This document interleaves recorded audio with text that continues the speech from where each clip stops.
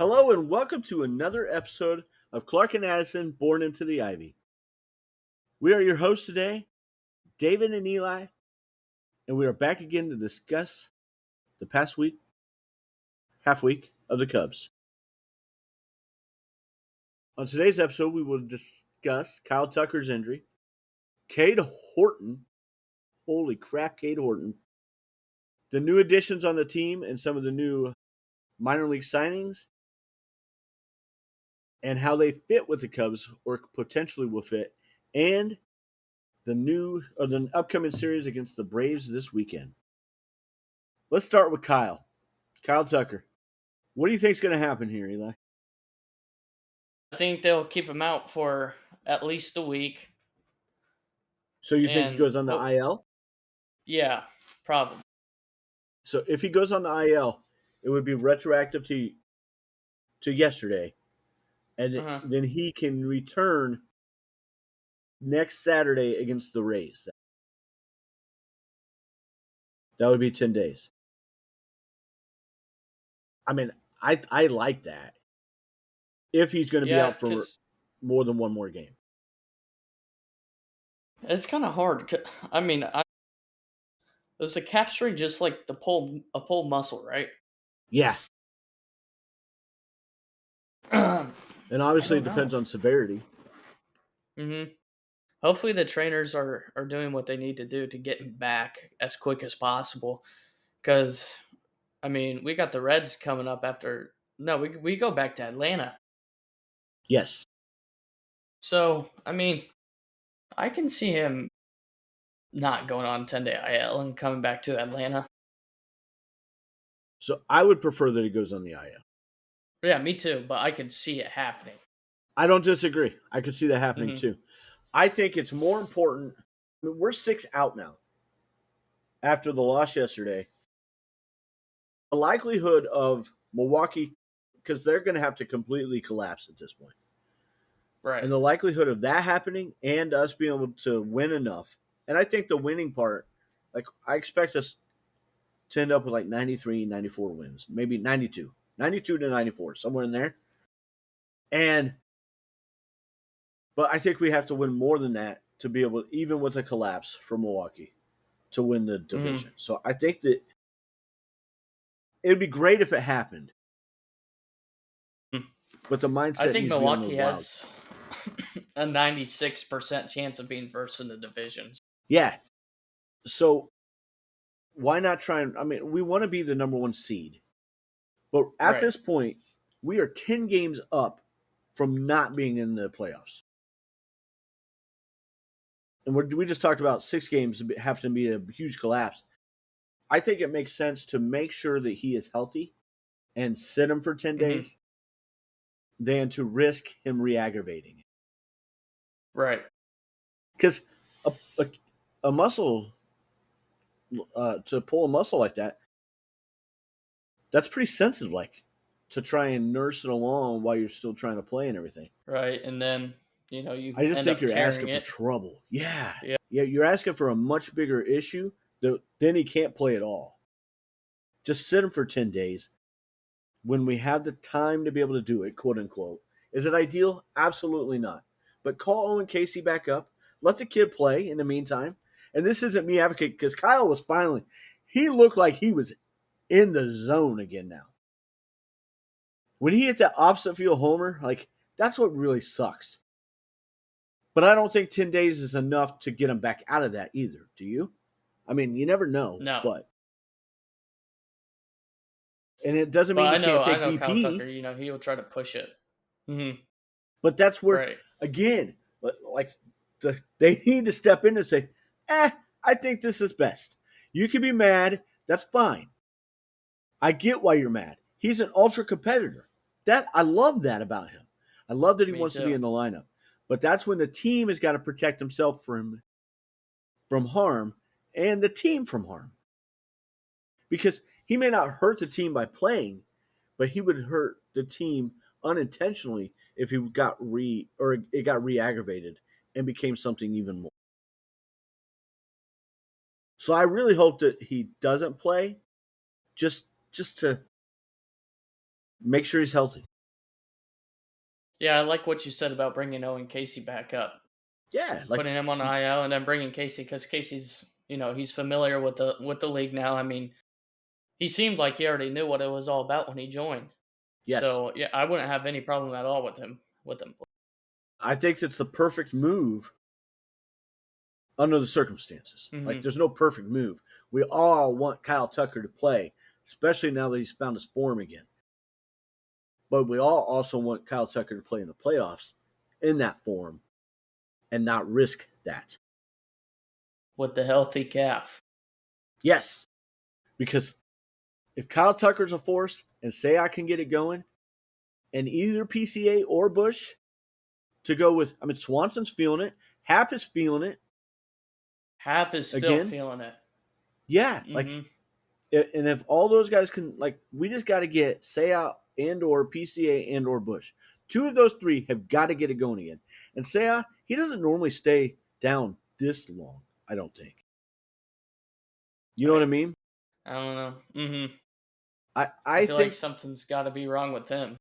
Maybe, or maybe he's just about to, because I think that I see some signs of him starting to come out of it.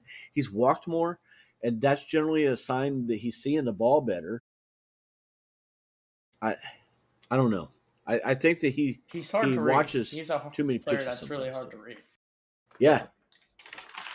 It's hard to understand, Seiya. For sure. For sure. So we're in agreement. We think the best move is for him to go into IL, but neither of us are convinced that that's what's going to happen. Right. So what did you think about Kevin Alcantara in Game 2? I mean, I thought he looked solid. His defense was good. Yeah, he had that nice hit. It wasn't like hit tremendously hard, but he hits lefties very, very well. And I like the idea of him being up here just to spell PCA for a little bit while he kind of gets his mind right again. I think his body probably is a little tired, but he's 23 years old. I can't imagine it's terribly tired. But I think his mind is. You know what I mean? Right. His mind is, and you can tell. He's stressing it. And they just need to let him, kind of like Matt Shaw, just let him sit for a couple days, reassess. If PCA, he's chasing less than he did when he was killing it earlier in the year. He's still doing really well with that. He's below league average with chase rate. If he can, he's just not crushing the balls that he was before. Because there's just something slightly off. And if he can regain that form, he's going to take off again. He's going to fly past the 30 homers. And he's going to have a 30-30 season. I mean, I thought there was a chance at 40-40. Yeah, me too. That's a pipe dream now, and that's okay. He's still, if he does nothing else, he's far exceeded everybody's expectations for him offensively. Expectations. But sometimes expectations change, and they need to. You know what I mean? And that's okay. Right. But we want the best version of him that we can have, because the best version of him combined with the best version of a few others means maybe we can make a run. I don't know. How awesome would it be? I'm not afraid of the Brewers in the playoffs. I'm not saying that they're going to be a pushover, but I'm not afraid of them. And I don't think the Cubs are. Like I said last episode, the Cubs own the Brewers. Okay? Cubs own the Brewers. I don't feel like they own them. No, they own the Brewers. But I think that they can beat them. For sure. And I think that they can beat them even more handedly. Well, I'm not going to put the cart before the horse. But I like the matchup for the Cubs. Especially in a shorter series, a five-game series. I think that our pitching matches up better with theirs because their pitching staff is deeper. But our three, even with Boyd's struggles a little bit, I think he can get it back together. And Shota's going to give up home runs, but those are the only hits he gives up. It drives you crazy. Right. 3 hits allowed on him. 3 runs and 2 home runs. Yeah, I feel like his the hits he allows always matches with the runs he's allowed. Agreed. Because they always have that one hot inning against him, and then after that, he settles down. How to hit off. He doesn't get phased at all. No, that's what I love about Shota Imanaga. He is just fun to have on your team. That's for sure. He's a ball of joy on the mound. So that'll lead Someone me hits into... a home run off of him, he smiles. He does. He does. Cade Horton. How awesome has he been? Man, I'm telling you what, I'm going to have to get his jersey. Right? I know I've been money dumping on these Cubs jerseys, but I'm going to have to get a Cade Horton jersey because, man, is he popping off after the All-Star break. You're going to turn into your uncle with all those jerseys. Mm-hmm. All just Cubs jersey. I'm getting the whole 40-man roster. I love it. I need to get Shaw, and I want to get Cade, too. For sure. It's fun, man. I love this team and some of the players that they brought up. I just wish they had a little more patience sometimes with some of the others, but at the same time, I get it because you got all these other veterans, and it's just as well as Ian is doing right now, he just frustrates me sometimes. So, and so does Seiya. I've been liking Mr. Ian Happ a lot recently. I get it. Right now is not the time to hate on him. I agree. Yeah, he's been looking real hot the past two series. Yes, he has. Yeah. I mean, Cade Horton. He's had a hit for 6 games straight or so? I think it's more. Honestly, I think probably it's more 8. than that. I think it's 8. Yeah, that's good. Cade Horton's second half ERA is 0.77 after yesterday's start, when he was pulled with 5 innings, 75 pitches, and a no-hitter.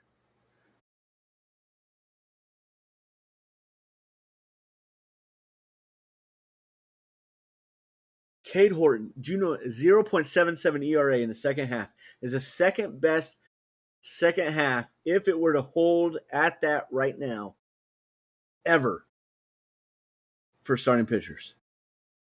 Do you know who's the first? Jake Arrieta. Jake Arrieta from 2015 with a 0.75 ERA.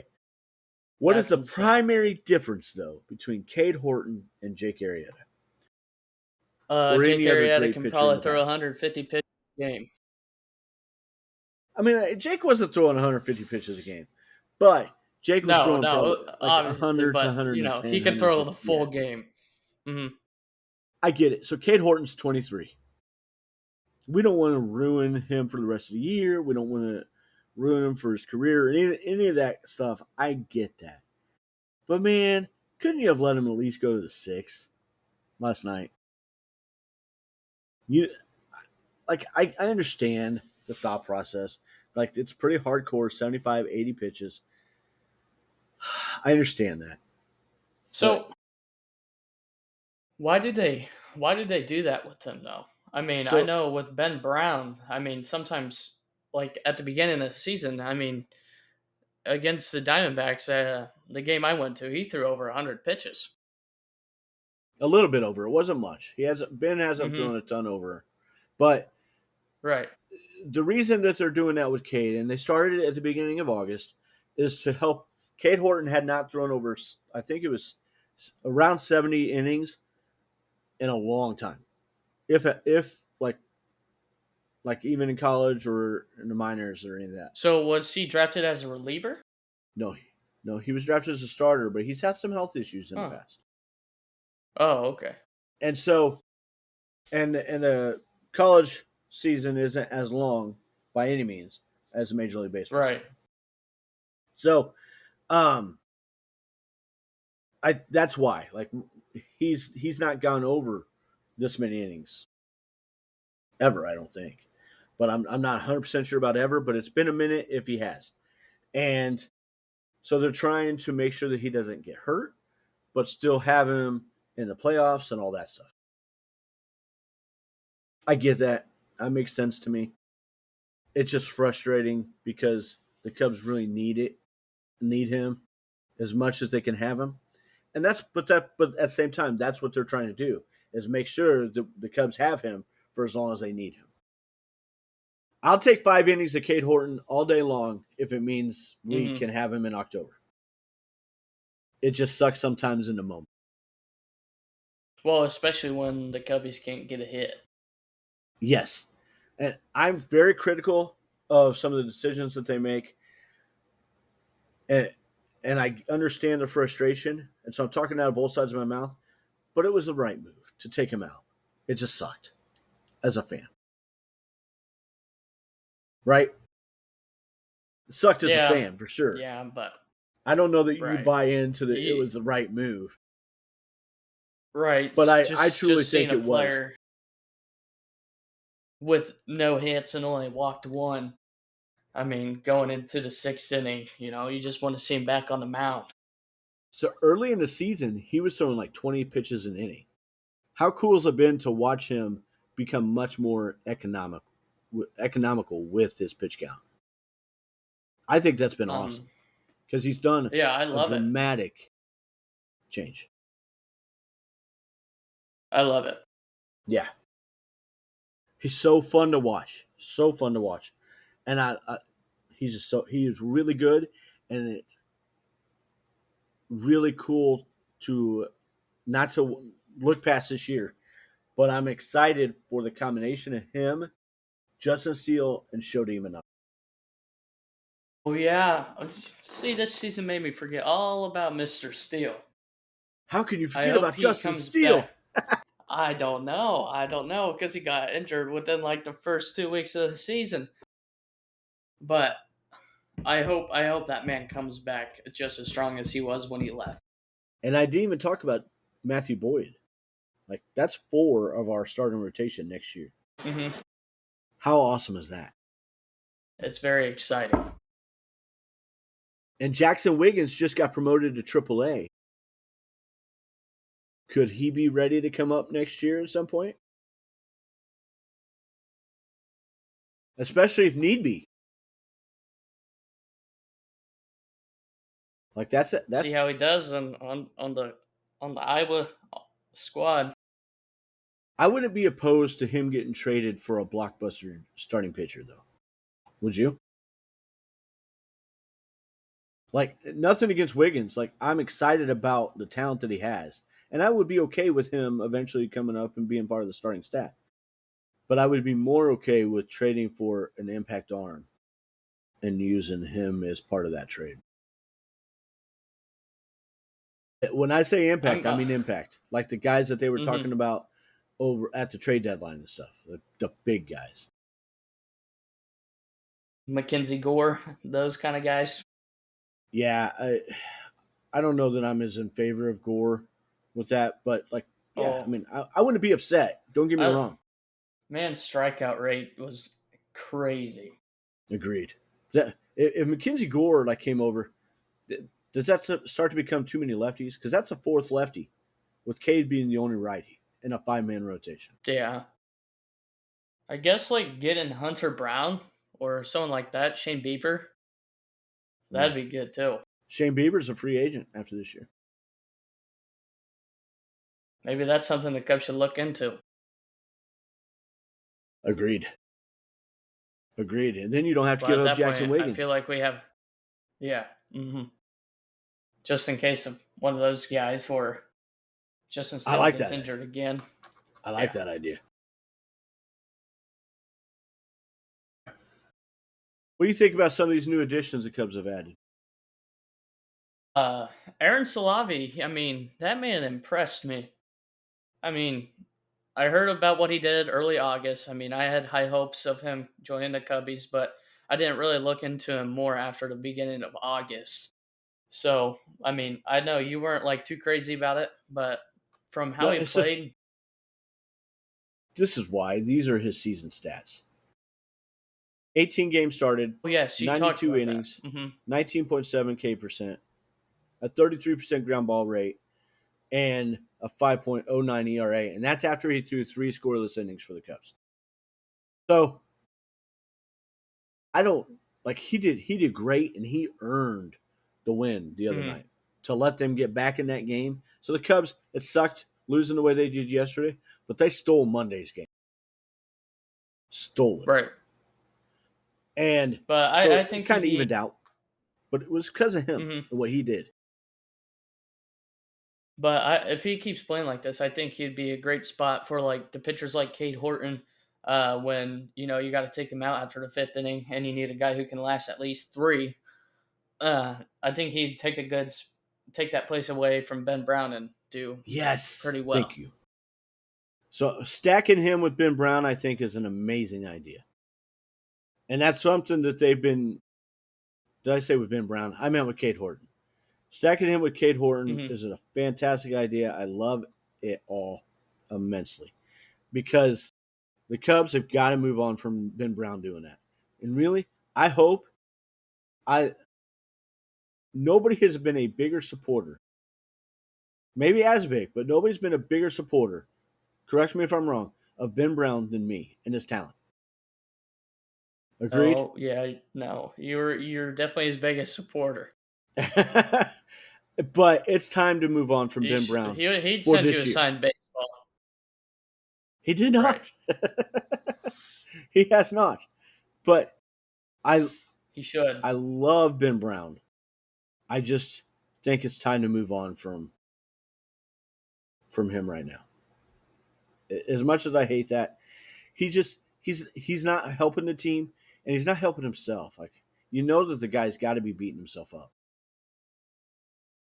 You know what I mean? And and that's not going to help his mindset with, like, his biggest problem is he can't locate a fastball consistently.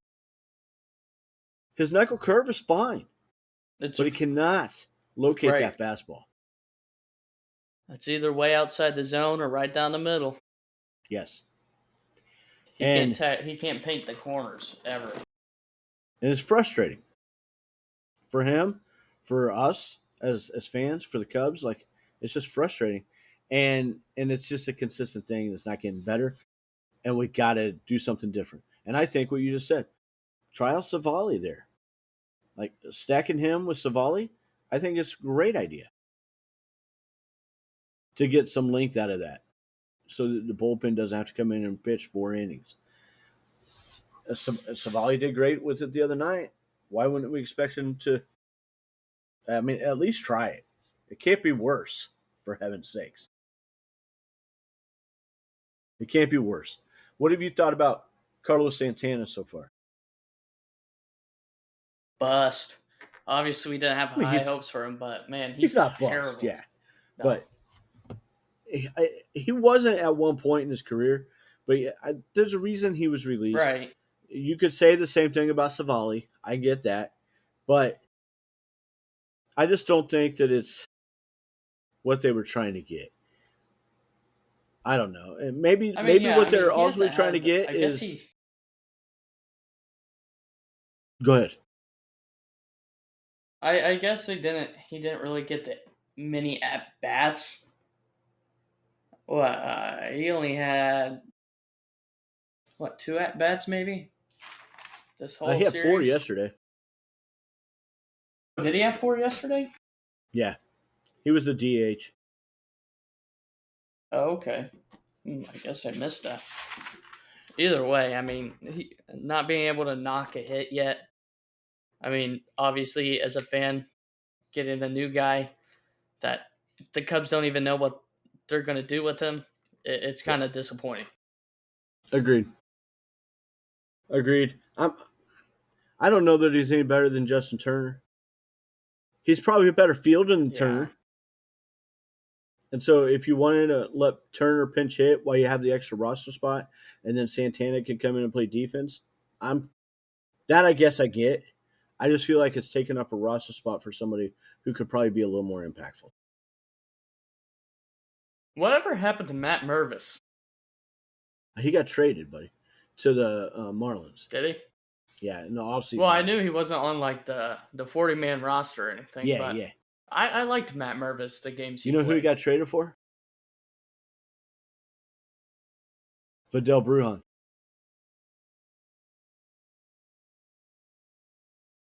Yeah. So Mervis, though, is a lefty playing first base, which is the same thing as what Right. Bush does. You know what I mean? Right. So, but sometimes Mervis had a bet on him. So talking about another impactful possible player, the Cubs signed to a minor league deal 35-year-old Billy Hamilton from the Mexican League. There's got to be only one reason to do that, right? They're looking for his speed for So endgame. to have him come in and be a pinch runner, would that be more impactful for the team than what Carlos Santana is currently doing, or Justin Turner? And don't get me wrong, I don't think Turner should go anywhere. Turner has a great rapport with these young guys, and I think that that's invaluable. Right. But yeah, no. But do you have to take... necessarily? Can't you just put Turner on the IL and say, "Hey, stick around, but maybe we don't want you on the actual active roster"? Because I think that's what's going to happen possibly in the playoffs.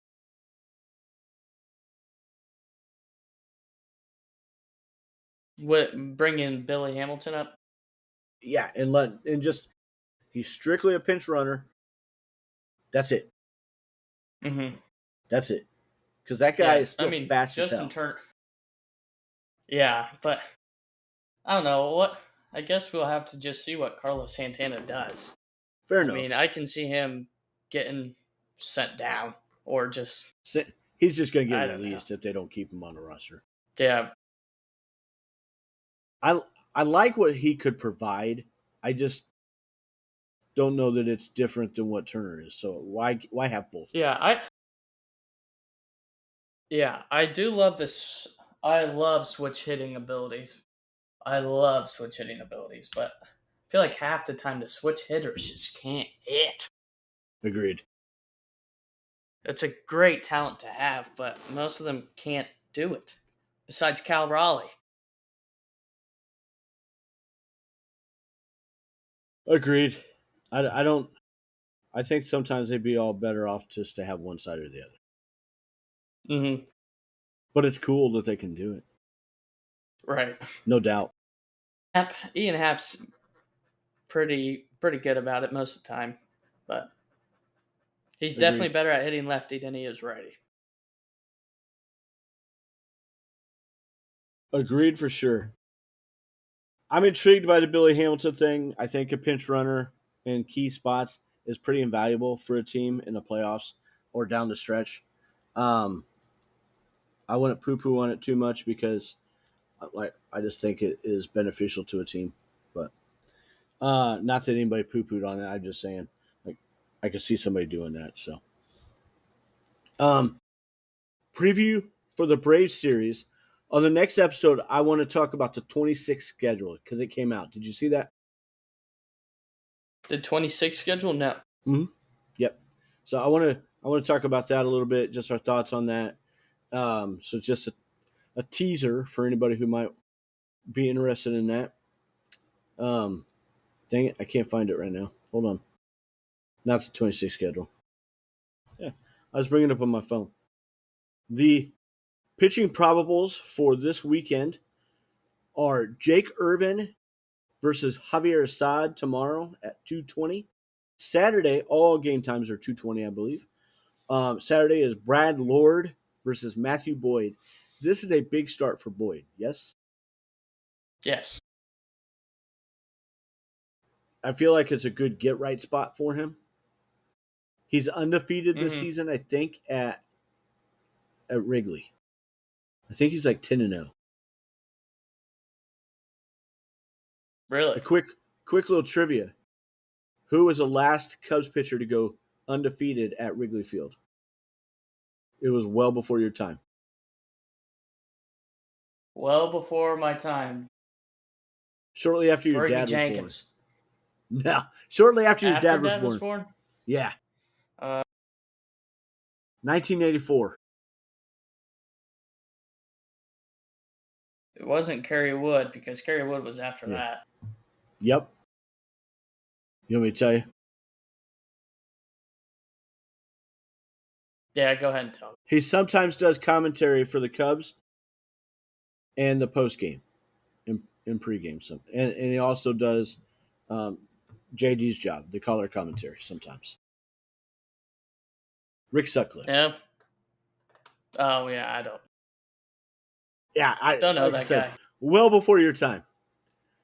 And then on Sunday, Andrew Alvarez, I'm sorry, and against to be determined, but ESPN is projecting that it will be Colin Ray. That's who I think it probably will be as well.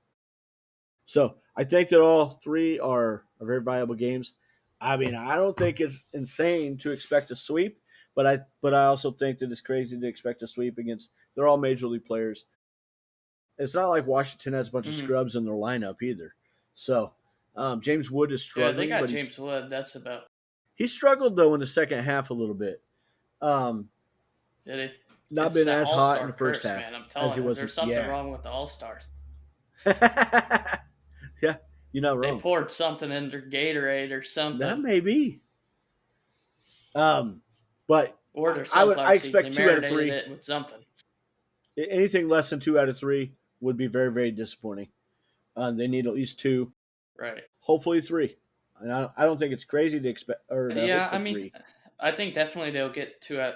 I mean, they're playing at Wrigley, so I got high hopes. I'm expecting a sweep. Playing at Wrigley, why don't we hit and run more or try and generate offense more?